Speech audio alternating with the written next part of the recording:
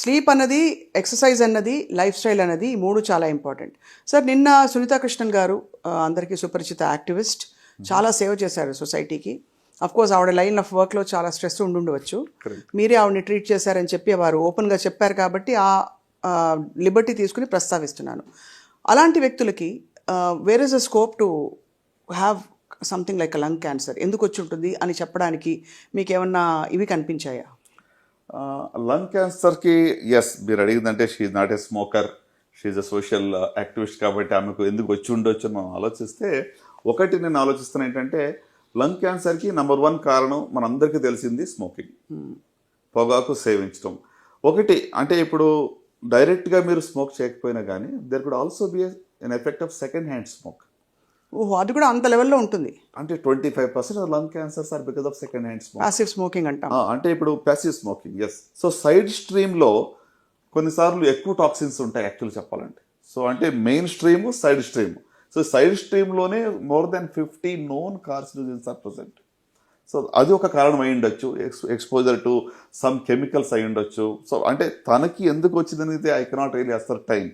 కొన్నిసార్లు genetic reason కూడా అయి ఉండవచ్చు, so which we do not know. అంటే హెరిడిటరీ సిండ్రోమ్స్ అని లంగ్ క్యాన్సర్ లేవు కానీ బట్ తనలో అది ఎందుకు ప్రిడిస్పోజ్ అయిందని ప్రూవ్ చేయడం కష్టమైన విషయమే. బట్ ఇవి నోన్ ఫ్యాక్టర్స్ మనకి. రైట్. సో అటువంటి లైఫ్ స్టైల్ మోడిఫికేషన్స్ చేసుకున్న తర్వాత కూడా there is always a small risk. కాబట్టి పరీక్ష చేయించుకుంటూ ఉండడం ఉత్తమం అని మీరు ఎప్పటికీ చెప్తున్నారు. ముఖ్యంగా ఎస్పెషలీ మామోగ్రాఫ్ అంటే మన చేతికి అందని బ్రెస్ట్ ఎగ్జామినేషన్ చేసుకున్నప్పుడు కూడా ఉంటాయి కాబట్టి చేసుకోవడం ఇంపార్టెంట్ అంటారు. సో లంగ్ క్యాన్సర్కి what are the signs and symptoms sir? కొంచెం నాకు పరీక్ష చేయించుకోవాలి, because breast cancer we can examine. Correct. అంటే లంగ్ క్యాన్సర్కి సిమ్టమ్స్ వచ్చాక మనం వెళ్ళడం అనేటువంటిది అది అర్లీగా కూడా డయాగ్నోస్ కాదు. చాలాసార్లు లంగ్లో చిన్న ట్యూమర్ ఏ సిమ్టమ్స్ కాజ్ చేయదు. That is a very sad part of cancer in that sense. Right. కొన్నిసార్లు అర్లీగా ఉన్నప్పుడు సిమ్టమ్స్ కూడా ఉండకపోవచ్చు. Correct correct. సో ఇప్పుడు లంగ్ లో 1 centimeter 2 centimeter లంప్ ఉందనుకో, నాడ్యూల్ ఉందనుకోండి, మనకి ఎవరికి తెలియదు, ఏ సిమ్టమ్స్ ఉండవు. సో ఓన్లీ వెన్ ఆ సైజ్ పెరిగినప్పుడు సరౌండింగ్ ఆర్గన్స్ ఇన్వేట్ చేసినప్పుడు సిమ్టమ్స్ వస్తాయి. సో అంటే మనకి దగ్గు వచ్చినప్పుడు స్ఫూటంలో బ్లడ్ వచ్చింది అనుకోండి, it could be one of the sign. It need not be only because of tumour. టీబీలో కూడా రావచ్చు. Right right. సో అది ఒక సిమ్టమ్. అట్లనే ఇప్పుడు అది ఇంకా ఒకవేళ మన రిబ్ కేజ్ కానీ లేకపోతే ఎక్కడ స్టక్ అయినప్పుడు పెయిన్ రావడం కానివ్వండి, సో వెయిట్ లాస్ అవ్వడం కానివ్వండి, ఇట్లా జనరల్ సిమ్టమ్స్ అనేది ట్యూమర్ పెరిగే కొలిది సిమ్టమ్స్ వస్తాయి. సో అర్లియస్ట్ లో యూజువల్ గా సిమ్టమ్స్ ఉండవు. ఇప్పుడు మీరు అడిగిన ప్రశ్నకు స్పెసిఫిక్ గా ఆన్సర్ చెప్పాలి, ఎలాగో ముందశలో కనుగొచ్చు అంటే హై రిస్క్ ఉన్న వాళ్ళకి స్క్రీనింగ్ అని చెప్తాం. అందరూ కూడా లంగ్ క్యాన్సర్ స్క్రీనింగ్కి వెళ్ళక్కర్లేదు ప్రస్తుతానికి ఉన్నటువంటి రికమెండేషన్ ప్రకారంగా. అంటే ఇప్పుడు ఎక్కువగా టొబాకో ఎక్స్పోజ్ అయిన వాళ్ళు, లేకుంటే పొల్యూటెడ్ ఏరియాలో ఉన్న వాళ్ళు లో డోస్ సిటీ స్కాన్ అని చెప్పి వస్తుంది. సో ఎల్డీసీటీ దాన్ని చేయటం వల్ల ఇక లంగ్ క్యాన్సర్ని అర్లీ స్టేజ్లో చిన్న నాడ్యూల్ 1 centimeter ఇంకా చిన్నగా ఉన్నప్పుడు కూడా మనం దాన్ని పికప్ చేయొచ్చు. Right sir. And similarly for oesophageal cancer also కదా సార్? ఈసోఫేజియల్ క్యాన్సర్ కూడా యూజువల్గా చాలా అర్లీగా ఉన్నప్పుడు సిమ్టమ్స్ ఉండవు. కొంచెం అది పెరిగే కొలది ఏమవుతుందంటే మనకి మింగడానికి ఇబ్బంది అవుతుంది. సో సాలిడ్ ఫుడ్ తినడానికి కష్టం, లిక్విడ్స్ బాగానే తీసుకోగలుగుతాం. సో ఫుడ్ తినాలి అంటే నీళ్లు లేకుండా మింగలేకపోతున్నాము అనే సిమ్టమ్ వస్తే మాత్రం వెంటనే డాక్టర్ సంప్రదించాలి. ఎండోస్కోపీ ద్వారా దాన్ని తెలుసుకోవచ్చు. సో చాలా యూస్ఫుల్ ఇన్ఫర్మేషన్ సార్ ఇది. ఫైనలీ ఒక మంచి గోల్డెన్ ప్రిస్క్రిప్షన్ లాగా మీరు ఇచ్చిన ఈ లైఫ్ స్టైల్ మోడిఫికేషన్స్తో పాటు 4-5 మంచి ఆహార పదార్థాలు చెప్పండి, విచ్ ఇవాళ రోజుల్లో బికాజ్ ఎవ్రీథింగ్ ఇస్ కంటామినేటెడ్. ప్రతిదీ పాల పదార్థాలు, ఒకప్పుడు పాలు మంచివి, యోగులు తినే ఫుడ్ అని చెప్పేవారు. ఇప్పుడు పాలు తాగాలంటే భయం వేస్తుంది, అన్ని హార్మోన్ ఇండ్యూస్డ్ కాబట్టి. పళ్ళు అన్ని స్ప్రేలు వేస్తున్నారు, రకరకాల ఇది.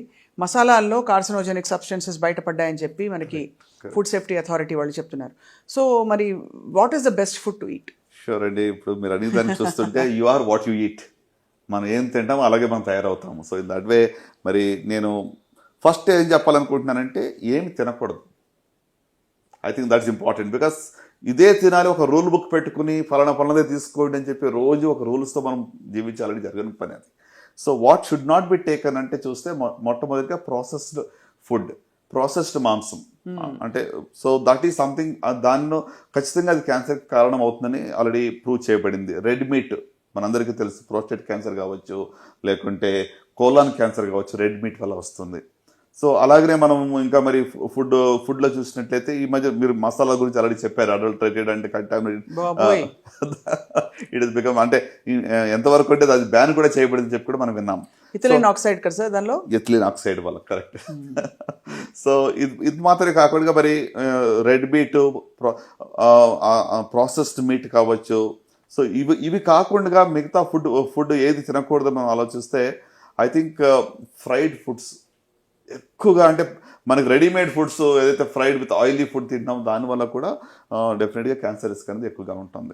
ఇది చాలా కీలక ఇన్ఫర్మేషన్ సార్. ఐ థింక్ వారానికి సగటున 2-3 సార్లు తినేస్తారు ఫ్రైడ్ ఫుడ్. అందరం తింటాం, ఎక్కడో అక్కడ బజ్జీలు, బోండాలు, రోడ్డు మీద ఇప్పుడు ఇలాంటి వెదర్ ఉందంటే బయట ఖచ్చితంగా వేడి మిరపకాయ బజ్జీలు తినాలంటారు. బట్ ఇట్స్ నాట్ అడ్వైజబుల్ కదా సార్ ఫ్రాంక్లీ. అంటే మోతాదు ఇంపార్టెంట్ దేనికన్నా కూడా. అగైన్ నేను చెప్తాను చాలా మోడరేషన్ లో ఉండాలి. ఇప్పుడు కాల్చిన మాంసం, I think that is something prevent చేయాలి. డెలికసీ కదా సార్, అంటే చార్డ్ ఫుడ్ లో కార్సినోజన్స్ ఉంటాయి. సో దాంట్లో పాలీ హైడ్రోకార్బన్స్, PCL అని చెప్పి, లేకుంటే అరోమాటిక్ అమైన్స్ అని చెప్పి, ఆ కెమికల్స్ వల్ల క్యాన్సర్ వచ్చే రిస్క్ ఉంటుంది. మనం బార్బెక్యూ అని మాట్లాడతాం. Yes, it is actually very very dangerous. కాల్చిన మాంసం కూడా ఎంతవరకు అవాయిడ్ చేస్తే మంచిది. సో ఇప్పుడు మరలా స్పెసిఫిక్ గా మనం ఏం తీసుకుంటే బాగుంటుంది మీరు అడిగిన ప్రశ్న. సార్, ఈ కాల్చిన మాంసం ఒక 2 క్వశ్చన్స్. ఇక్కడ డెలికసీ కాబట్టి తందూరి చికెన్, తందూరి పన్నీర్ ఇవన్నీ కూడా కాల్చిన మాంసం కిందకి వస్తాయి కదా. అంటే ఇప్పుడు తినొద్దు అసలు మొత్తానికి బంద్ చేయడం నేను చెప్పట్లేదు, బట్ అదే మన హాబీగానే హ్యాబిట్ గానే ఉండకూడదు. Right sir. ఏం తినొచ్చు అని చెప్తే ఏం చెప్తారు ఇవాళ రోజుల్లో? మరి ఏం తినాలంటే మోస్ట్ ఇంపార్టెంట్ ఎక్కువగా ఫ్రూట్స్ అండ్ వెజిటబుల్స్ కన్సంప్షన్ చేయడం మంచిది. As far as possible vegetarian diet మంచిది, right. Consume lots of fruits and vegetables. Vegetarian diet ఉంటే మంచిది. Consumption of lot of water is good. At least 8 to 10 glasses of water per day minimum తీసుకోవాలి, right. అంత మాత్రం కాకుండా మరి మీరు అన్నారు కదా కంటామినేషన్ గురించి మాట్లాడితే, organic food, anything that is grown organically without pesticides, I think that's really good అనమాట. హోల్ గ్రెయిన్స్ తీసుకోవడం మంచిది. Egg is good, fish is good, right. అట్లనే మనకి beans is very good for you. So ఇవి consume చేయటం వల్ల ఖచ్చితంగా మరి అంటే బ్యాలెన్స్డ్ డైట్ అనేది ఇంపార్టెంట్. ఈ బ్యాలెన్స్డ్ డైట్లో కూడా ప్రతిరోజు లెక్కలు వేసుకుని మనం తింటూ జీవించాలని కూడా ఇంప్రాక్టికల్.